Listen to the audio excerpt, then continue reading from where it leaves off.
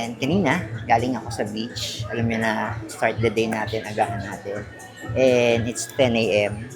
So, naka 8,000 step na po ako. Yes. Grabe, no? 8,000 steps na agad. So, nandito tayo ngayon. Kung saan ako nagsistay sa Chill Out Hostel. This is nasa area ng Bulabog. And ang maganda lang talaga, yan o.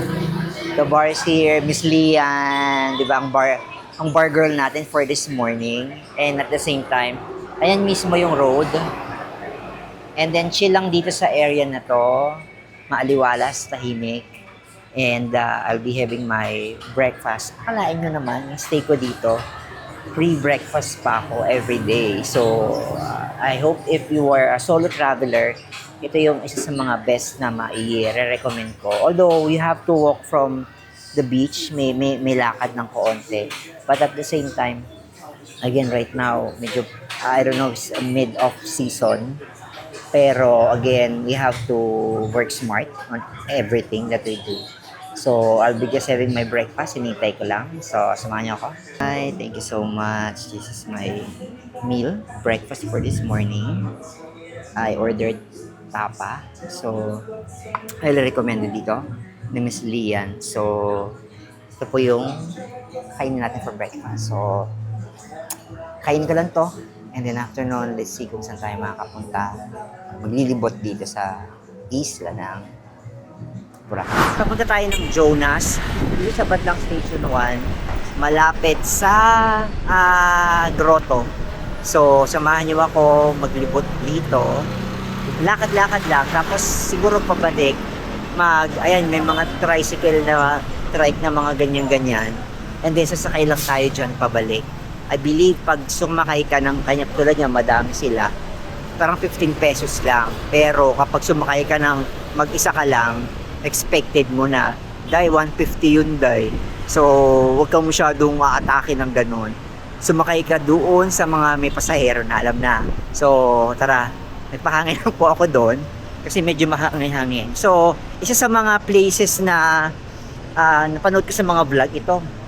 Kulay Mangyan. Very affordable na lafangan dito. And one of these days, mapuntahan din natin yan. May experience din natin. Pero for now, sobrang busog pa ako kanina from my brunch na yun eh. Parang lunch na kasi 11 o'clock na ako kumain eh. So ngayon, dahil Janet Jackson ang paligid, lalo na to, kasi ko yung dadaanan natin medyo hot, hopefully. Eh, gusto ko mag-shake. So, shake muna tayo. Alright, so nandito na tayo. Nagpunta na ako sa beach. At, by instinct, naramdaman ko na nasa grotto na tayo. And, siyang tunay. Siyang tunay, ayan ang grotto. Diba? Hindi ko alam kung meron ditong Jonas sa area na to. Kaya meron ba ditong Jonas? Wala na po. Ay, yun nandun na? Ito po kasi natin. Oh, o tingnan mo. Ang galing ko, diba? Lakas ng pang-amoy ko. Ito yung original. Ah. Oh, yung dito, pero dito lang po yun, no? Una-unahan lang ng konti. Imagine niyo like 10 years ago, dito kami. Pero as of today, 2025, nire-renovate. Ganun pa rin, iba na. Iba na. Doon na talaga sila. Yun nandoon. Thank you so much, Tea. Ayan, si ate. So, alam na this. So, wala na sila sa tapat ng grotto. Kasi yung grotto eh. Originally, nandun siya. So, right now, yun ang Jonas na nadaanan natin doon. Yun na yun. So, hindi naman ako nagsombrero because lili pa rin day. So, alam nyo na, ayaw natin mga itim. Wow! Ayaw mga itim. Ano pa bang kulay? Diba? So, yung nadaanan na pala natin din na Jonas, that's it. So, syempre, habang Janet Jackson, kasi, alam nyo, yung favorite ko doon, well, yun naman yung sinasabi na nga nila na kung pupunta ka at kakain ka ng drinks or iinom ka sa Jonas, eh ang piliin mo is yung peanut banana peanut butter. So, yun po ang ating gagawin this afternoon. Hanapin lang natin kasi pabalik po tayo dun sa area na yun. Very relaxing, very beautiful, very nice weather. So, grabe yung parang yung kulay ng tubig, talagang naka-gradient siya from pale going to deep blue pagdating doon. Grabe lang. So, yun yung gusto natin ma-achieve. And we have it. Achieve natin. So, ay, kuya, saan dito yung Jonas? Ayun sir. Bababa lang ako doon. Na may diamond. Diamond, sige. Thank you po. Thank you. So, ayun, sabi ni kuya. Shout out Yes, kay Dan. shout out si kuya. Ayan o. Hi kuya. And we're back. Ito na pala yung nadaanan natin kanina. Jonas. So, wala na sila dun sa original na place. So, dito tayo ngayon.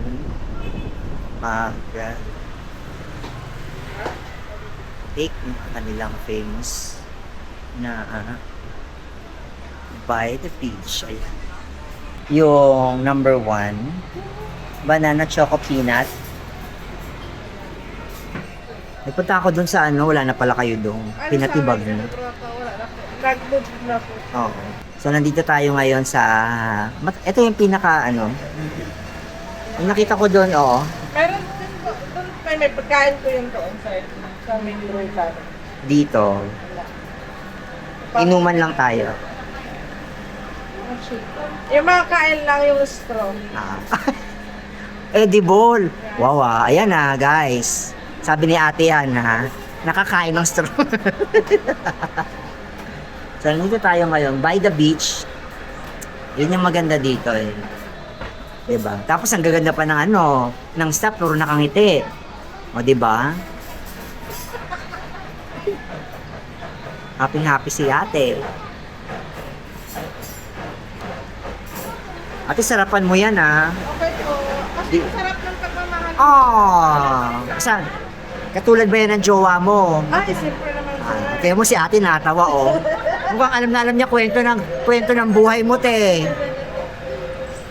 Sabi ni ate, 3 beses na lang iniwan. Huwag naman sana sir. Ay, hindi yan, te. Dahil masarap, I can assure you, babalik-balikan ka.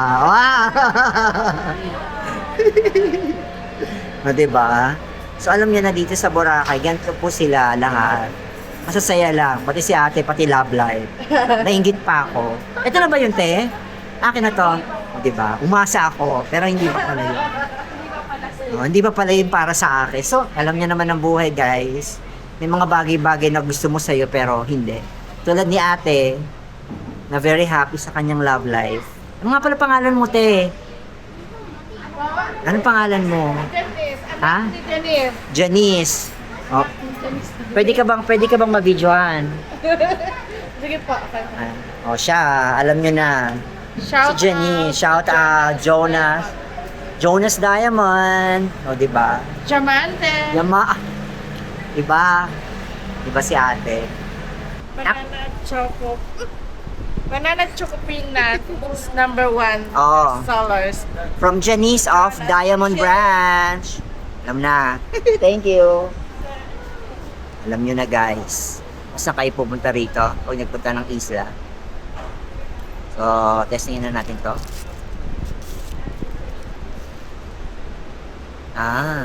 Okay. Ito yung ginagamit nilang straw na siya, disposable. Para ganun. So, okay. Ito lang po ko. Try na natin. Parang yung hair ko yung inayos ko. Ayun. Okay.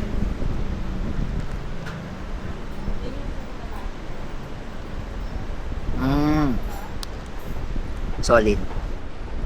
Solid kasi choke nut yung ginamit. From the traditional. Sa mga batang 90s, they know this. They know choke nut. So like me, batang 90s din ako. I love it. Masarap. So, busin ko lang to. Relax muna ako dito. Samahan niyo ako maya-maya. From doon sa Station 1, nandito tayo ngayon sa pinakadulo. They call it Hidden. Ayan, ano ba tawag dito? Hidden Beach. So, andito ako ngayon sa pinakadulo, which is not everybody comes here. So, napakaganda ng location niya. So, papasok tayo here and then we can check what's on the other side.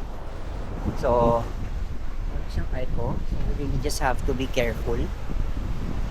And, ano ba to? Ito yung loob niya. Ayan. So, we are going inside. Kung mapapansin nyo, kailangan natin yumuko. Oops. But, it reveals something beautiful. Diba? Wow. So, here, ayan. So, may mga ngilan-ngilan din na nandito, but it's, again, ayan yung mga bato na lugar.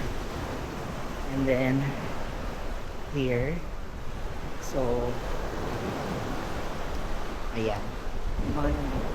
Hello.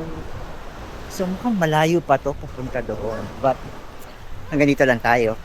Hindi na tayo para lumayo pa doon. It's medyo mabato na doon sa area na doon.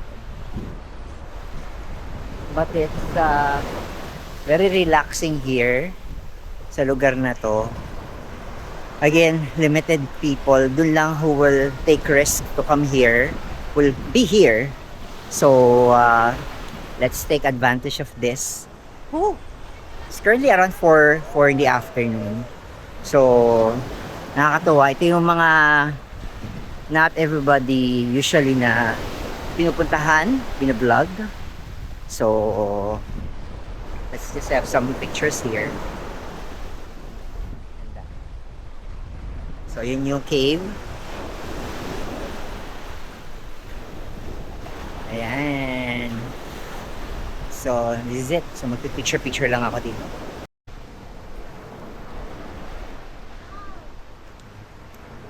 So, thank you sa ating mga kasama dito. Eduardo Versosa.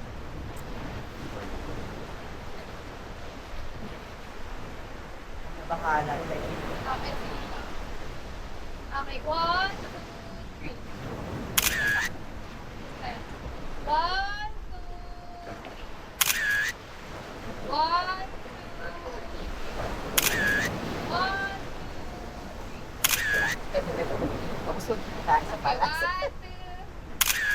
Friendship, and again, kagagaling ko lang doon sa Hidden Cave where napakasaya.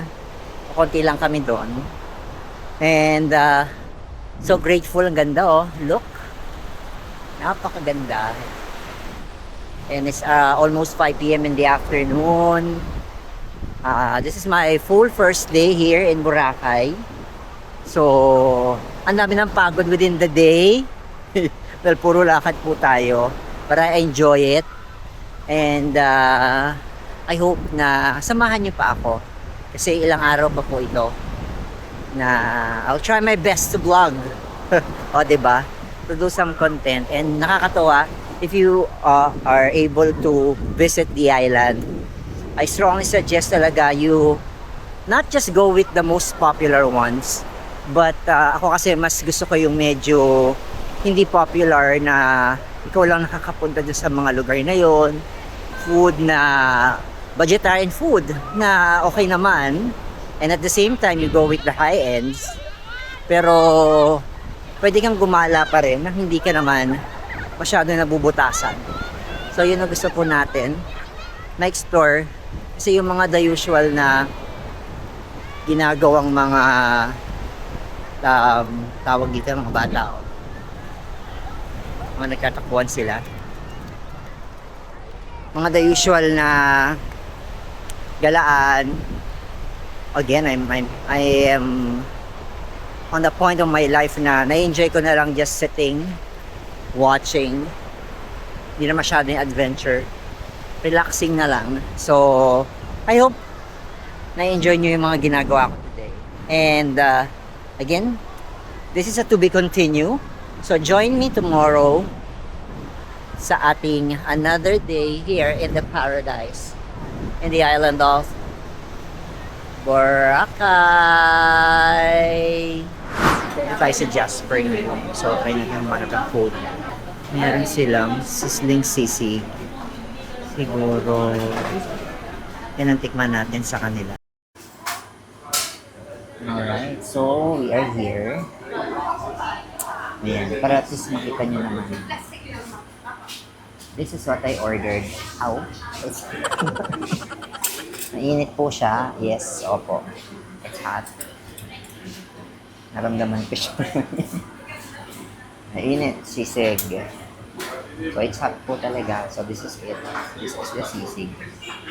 So we'll be ending our complete day 1 with a dinner. Simple lang. Kasi sa totoo lang, busog pa ako kanina dun sa Jonas. Hindi ako talaga malakas kumain at madaling magutom. So, kakain tayo ng sisig. So, haluin lang natin. And habang mainit, kasi talagang ano siya. Ayan. Parang kailangan na, ay, meron naman siling nakalagay, pero tikman natin. Again, Jasper, isa sa mga lugar dito na, or kainan dito na on the budget. So, hi baby! May aso dito sa ilalim ng aking upuan. Hindi mo nilalapit na niya ako. So, titikman natin ito dahil something new dito sa isla. And recommended dito ng mga vloggers na matry ninyo. So, mga vegetarian, yes. Lapit lang po kasi nito sa kung saan ako nakatira. So, again, naman natin, unang tikim. Tapos, ano din ako ng Sprite, yun lang, para lang makadighay. Tignan natin.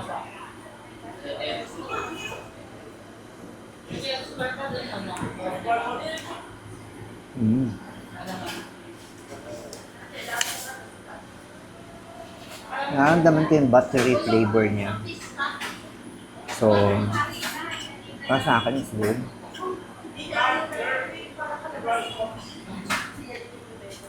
Tapos since may egg siya nakasama, nagko-complement siya doon. And I love sisig. Yan talagang init talaga siya dahil napaso ako. Anyway, maraming salamat everyone for joining me on my first full day here in the island of Boracay. Samahan niyo ako sa mga susunod pong araw dito sa Boracay again. Ito si Lee. Samahan niyo ako. Kadalia. Bye!